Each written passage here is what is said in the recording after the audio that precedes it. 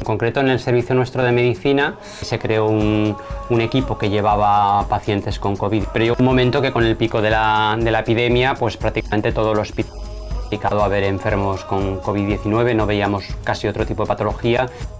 Dies darrere dies va ser exponencial el creixement dels pacients diagnosticats amb Covid, de la qual cosa vam tenir que gairebé ocupar tota la quarta planta. Siempre es una situación de estrés, ¿no? De muchos nervios, de muchísimo trabajo, ¿no? Y bueno, pues ha habido un poco de todo. Yo creo que en general la respuesta del servicio ha sido buena, ¿no?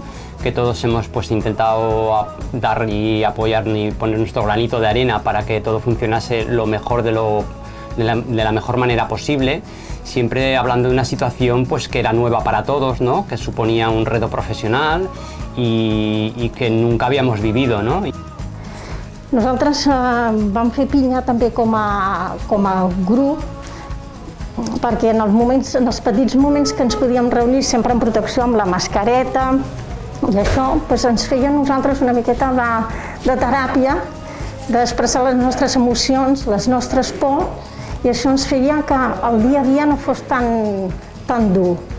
El sentiment d'unió que has creat amb la gent i després que te sents més fort per afrontar totes les coses. Jo crec que això és el que també hem de veure les coses bones que ens ha portat.